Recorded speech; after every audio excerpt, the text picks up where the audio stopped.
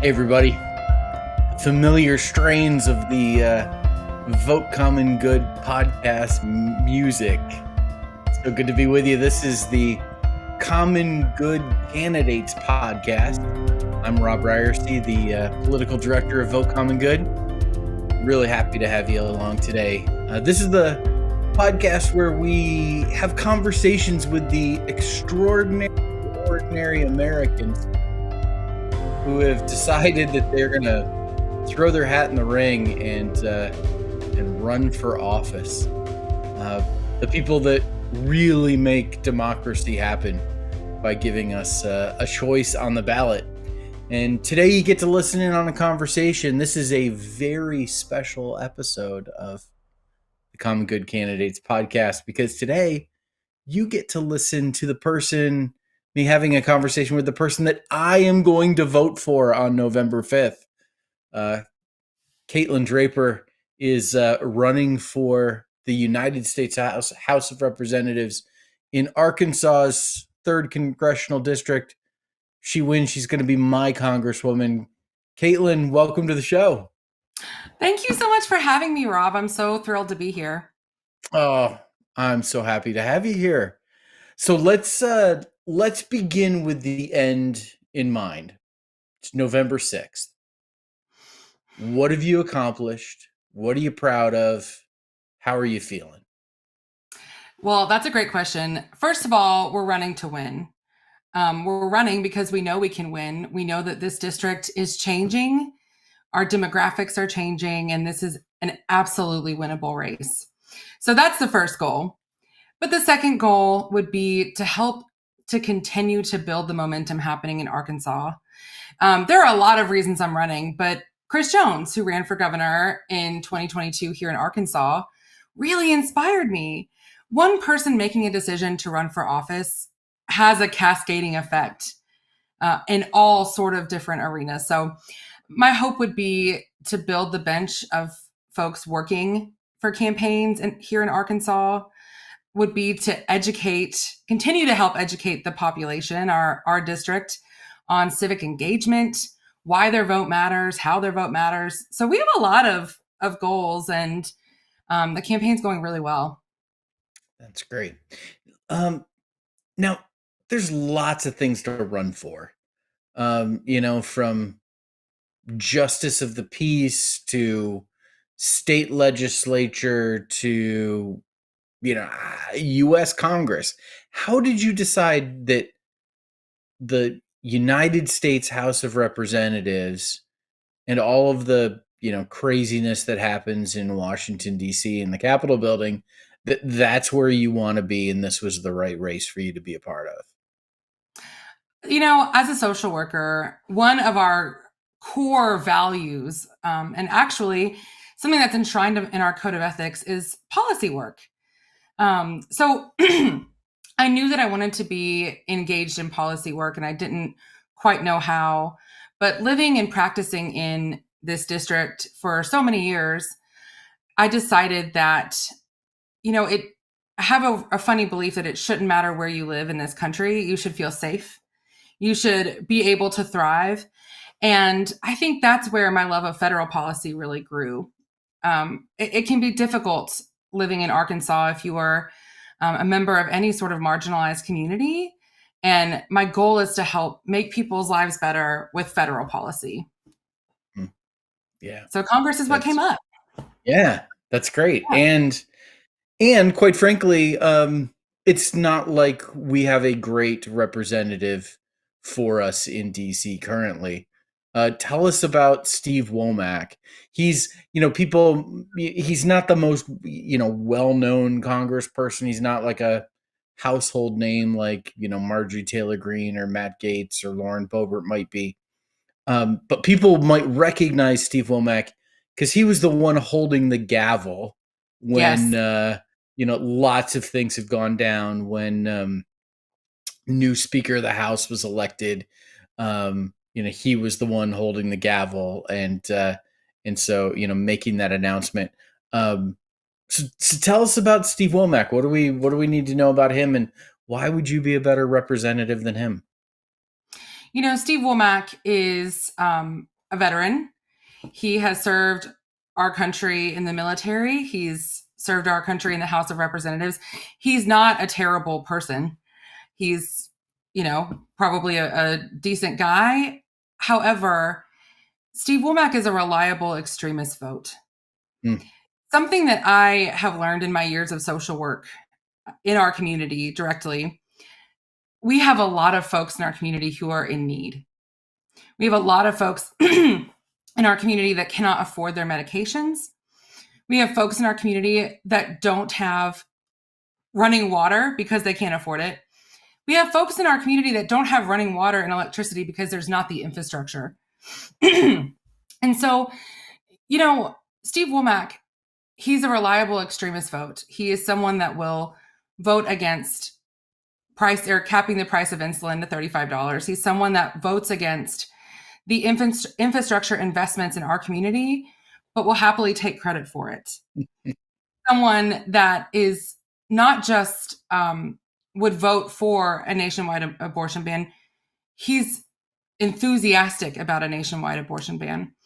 And considering there are women in our district that could not leave, the state or the country if they needed healthcare that wasn't being provided in Arkansas as it currently is not, or not being provided in the US, at that point, your representation is no longer helping our district. And in fact, it's hurting and limiting our district. Yeah. Yeah. Yeah. I have a lot of opinions about Steve Womack, as as you might expect. I'll maybe save them for another time. Rob, did you also catch the audio clip of him blaming gun violence on single mothers? Yeah. Yeah. Yes. So this was at a town hall in 2019. Yeah. There had just been a mass shooting. A constituent brought up, what are you going to do about gun violence in our district and in this country? He said that he believes it's because single mothers and the broken system of the American family. And that's just not true either. Yeah. I was raised by a single mother from the age of 15 on when my dad passed away. So I really believe Womack is no longer. He's totally out of touch. Mm-hmm. But more than that, he's one of these people that I think really frustrates a lot of us who are engaged in politics and who pay attention and expect more from people. Mm-hmm. Because I don't believe that he actually is an extremist. I think I think he's a miserable human being. He never has a smile on his face. He's, and you don't have to comment on all of this. This is me making these comments.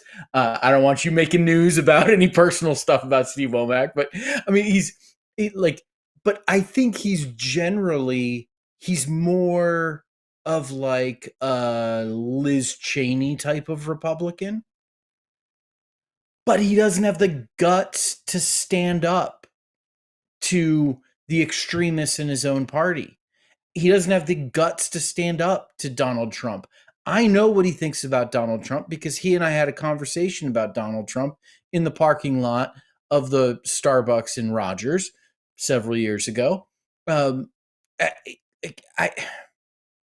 doesn't have the guts to be a leader. Instead, he just goes along and he kind of complains about it on the side, but he turns out to be spineless. And so many of us have been like, when are these Republicans going to stand up to the extremism in their own party? And they don't. And Steve Womack is the poster child for that.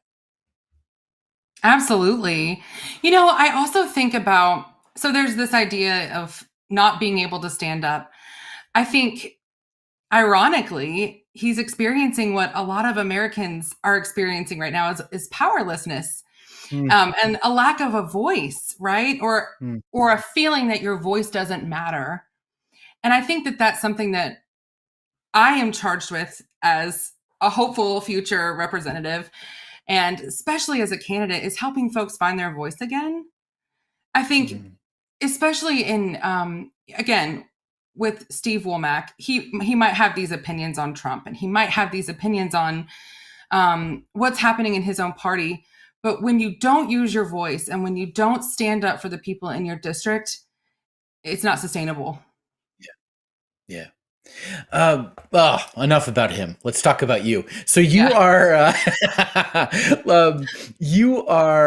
you're a social worker, devoted your life to kind of helping other people, not a career politician. What's it like running for office? Honestly, it's been so much fun. I knew you were going to say that. I really enjoy it. I enjoy learning. I've learned things about agriculture industry that I never would have had the opportunity to learn. I've heard stories from people about how the government has helped them or how the government is failing them right now that I would have never heard before. It's been a really fun experience. And I think learning and being able to apply the things that I'm learning to help others has been the most surprising part. I did not think I would go into this campaign and leave a totally different person, like transformed, you know? So say my next question was going to be like, how is it different from what you expected? So say more about that, about like, in what ways are you being transformed? Oh, I think public speaking is one, right? I had never been a public speaker. I'm a social worker. I'm a therapist. So my job is to mostly listen, right? And apply some therapeutic techniques and this and that. But my job isn't to talk a lot in my sessions. So that's something that has been a challenge for me. Thinking that people, again, want to hear my voice and want to hear what I have to say. Having to grow into that, knowing how important that is, has been really fun and challenging. I think something else, and this is more like, I guess, insider stuff, call time was very surprising for me. And so, well, let's define for folks, call time is when a candidate is making phone calls, asking people to donate to their campaign. It's dialing for dollars. And you think about, there's many of you out there, how much you hate making phone calls. Imagine that you have to sit for hours on end making phone calls, not just making phone calls, but making phone calls asking strangers for money. It's so awkward. It's so awkward. And we do that about 20 to 25 hours a week. Yeah. So on top of my job, which is full-time, on top of the other things going on in my life, it's a lot, but yeah. So it's the thing that candidates hate the most. And it's the thing that, like, when I coach candidates and work with them, like, one of the things, like, you got to do call time. And one of the things I love about you, Caitlin, is that you do call time. And I know that you do because you called me. Yes.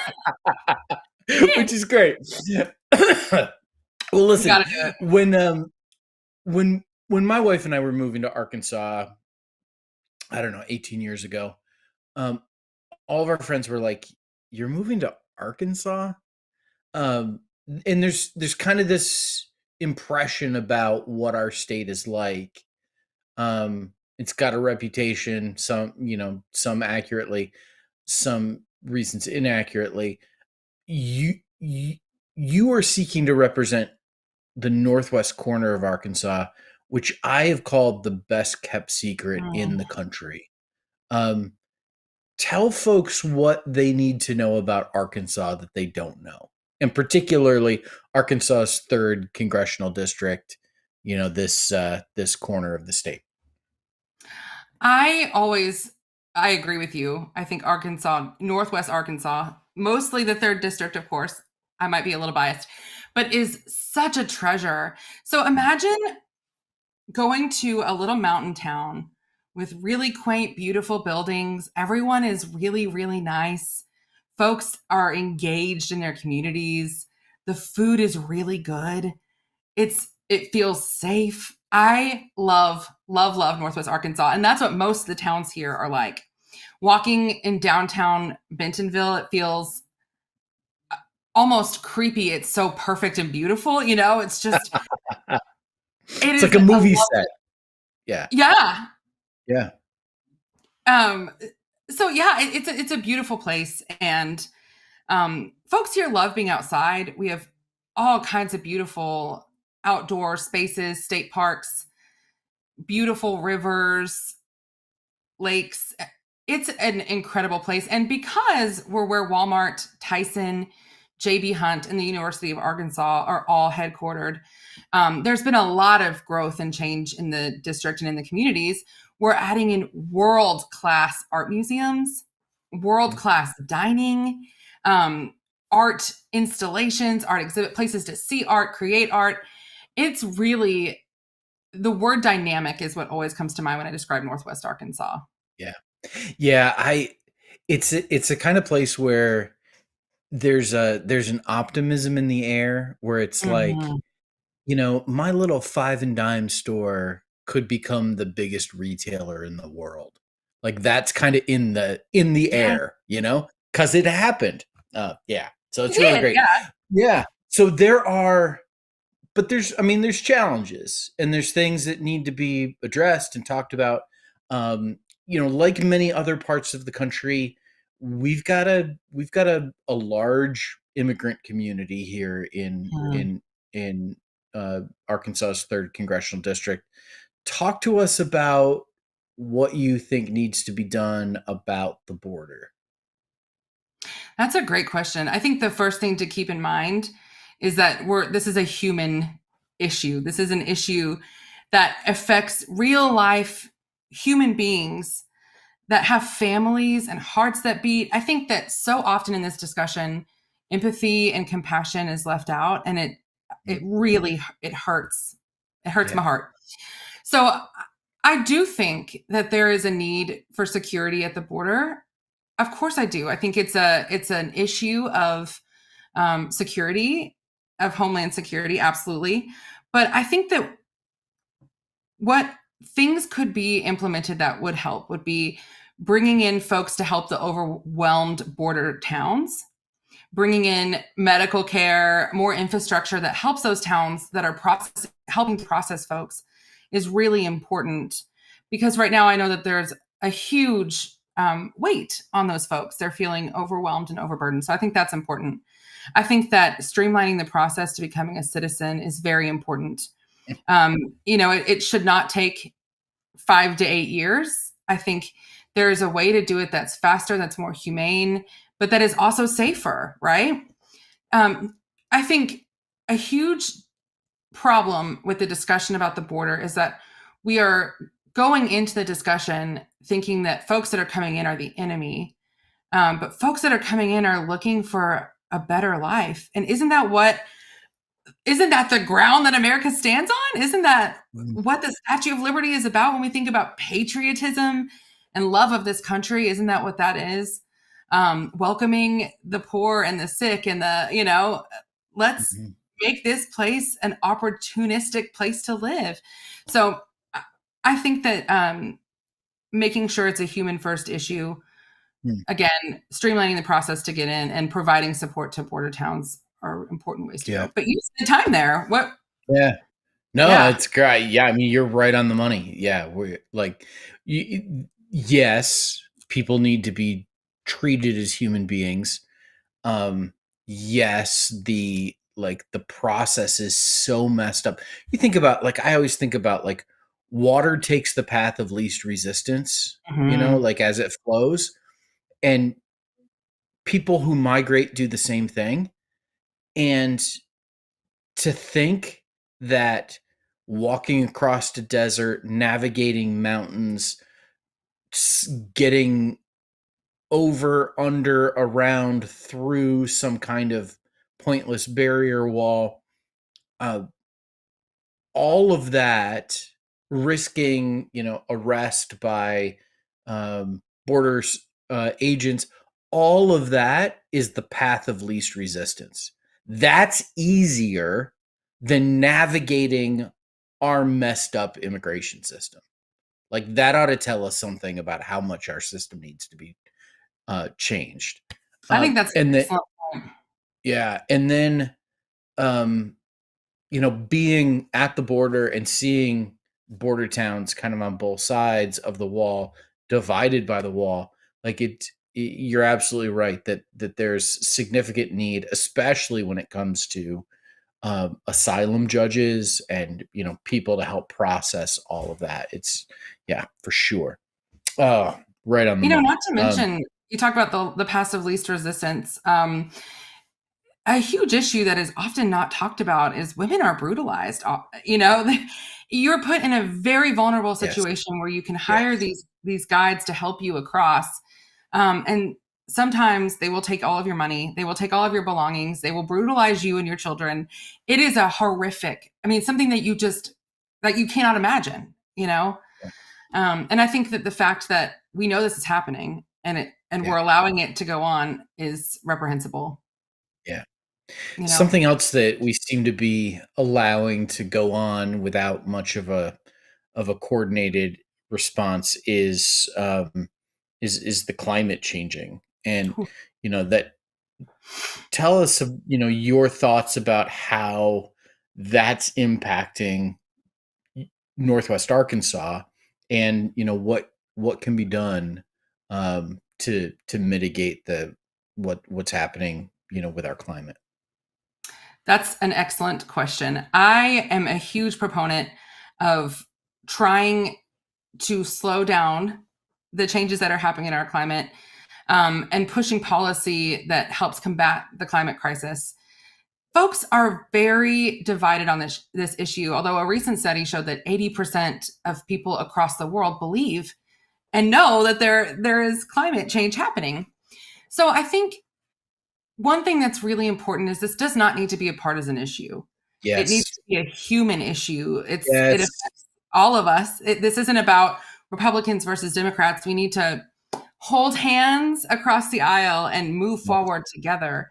But yes. here in Northwest Because Arkansas, the yeah, extreme, I'm sorry, you're just so blah. This is why I love you, go Caitlin. You're so on ahead. the money. The extreme weather that comes about because of climate that Yeah. produces the tornado that blows through our, like it did our district.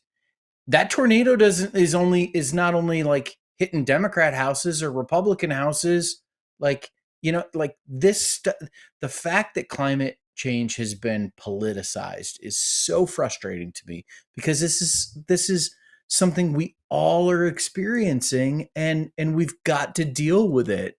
It really does pose a threat to our survival as a species.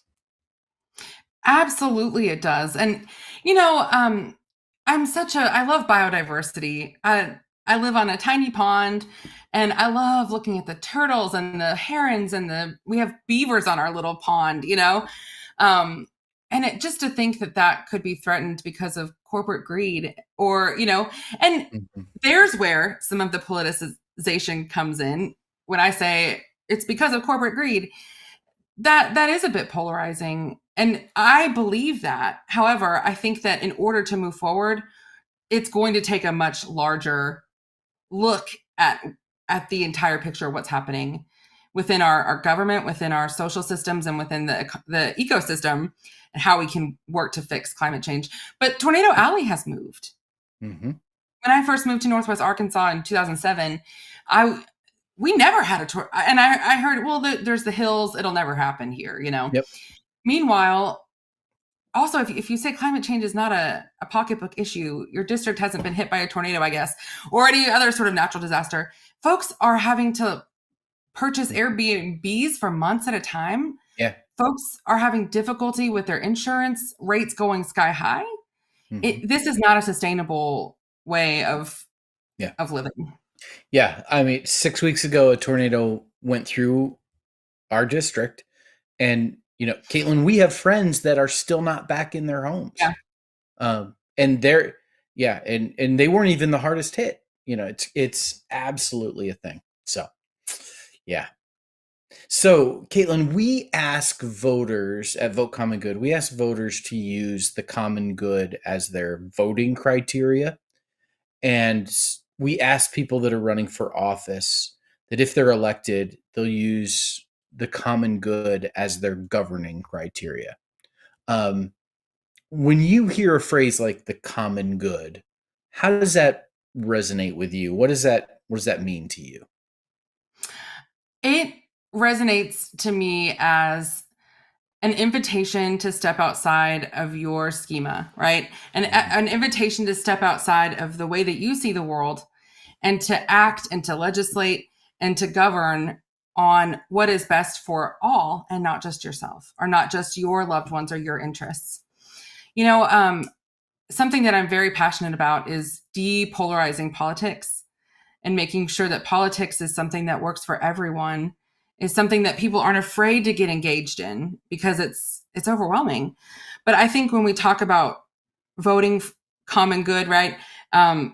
Acting and living in what's best for the common good, it's about stepping outside, making decisions for what is best for the people and not necessarily for yourself or based on only your own understanding of an issue. Mm-hmm. Yeah. You running for office is hard in and of itself. Mm-hmm. And in the midst of your campaign, and you've talked a bit about some of it, you've had some really significant challenges. Um, you and John attempted IVF that was unsuccessful. And you've talked about that, and you've had some other, really significant challenges during the course of this campaign. Um, how do you keep going? How do you persevere um, in all of that? Like where does that strength come from? Where does that motor come from? How do you keep going? Thank you. Thank you for asking that question. So my husband was diagnosed with stage 4 diffuse large B-cell lymphoma about a year ago. He went through the 6 rounds of chemo, and I decided to run for office because we thought cancer's behind us. Like, this is going to be great. It'll be fine. And it turns out earlier this year in May, we found out his cancer's back. So he's going through chemo again. And in the midst of that, in a congressional race, we have been going through IVF. Honestly, partially because I'm terrified that our right to IVF is going to be taken away. I would love to wait. I mean, actually, I wouldn't. I'm very eager to become a mom, but I could see myself waiting if I felt safe. I don't. So, I had a successful transfer in March of this year that ended in miscarriage, and actually had another transfer on June 25th that was unsuccessful. So it's heart-wrenching, and it's really hard when you are calling folks. And I've done call time in the hospital myself, like doing my IVF treatments. I've done call time next to him in the chemo chair, balancing the laptop on my little lap. It's not a little lap, but on my lap. And when you when you talk to someone, you're like, "Hi, I'm Caitlin, and I'm running for office because I care," and they say, "Screw you," and hang up on you. It's like, oh, all right. But the thing that keeps me going is sometimes, and I know this sounds really nerdy, I'll go on our local news website and I'll just look at people that live in our area, right? Like I'm looking at different news stories, and I'm looking at the happy things that happen in our community and the things that need work and help. And I just think, like, it's literally the hope of a better tomorrow for my children and Rob, for your kids. And for Miss Karen that lives down the street from me, that's homebound, and that's what keeps me going. And I can't describe it, but it really feels like a twisting and a heat in my belly that, like, it's a passion for a better life that keeps me going, and not my better life, because honestly, it would probably be more convenient for me to not be doing this. But, a better life for all of us is what keeps me going. Genuinely. Yeah. And that isn't like a Miss America kind of answer. Like, it's genuinely true, coming from you. Caitlin, how can people find you? How can they help? How can all of that happen? Absolutely. So you can go to Caitlin, Caitlin, for FOR Arkansas, all spelled out, .com. There's a nice little red donate button. That's what we need the most right now. If you live in the district and would like to volunteer or host a house party, if you'd like to help us get more folks that we can talk to let them know of the election happening in November, we would love it. We can also be found on Instagram at Caitlin for Arkansas, on Facebook at Caitlin for Arkansas, and I think on X is at Caitlin for ARC. Yeah. ARK. All right. Yeah. So folks, smash that donate button and, make it happen because Caitlin's one of the best. Caitlin, I love the fact that I can call you a friend. I can't wait till I can call you Congresswoman. And I absolutely love the fact that you're running and running here in Northwest Arkansas. Thanks for being on the program with us today and sharing yourself and your story. Thank you so much. Well, thank you for what you and Vote Common Good are doing. Thank you. Wow. And thanks everyone for listening in on this conversation with Caitlin Draper, candidate for the United States House of Representatives in Arkansas's 3rd Congressional District. Conversations like this are happening every Wednesday between now and Election Day, right here on the Vote Common Good Podcast Network. You can learn more about Caitlin and all of our candidates for Common Good at candidatesforcommongood.com.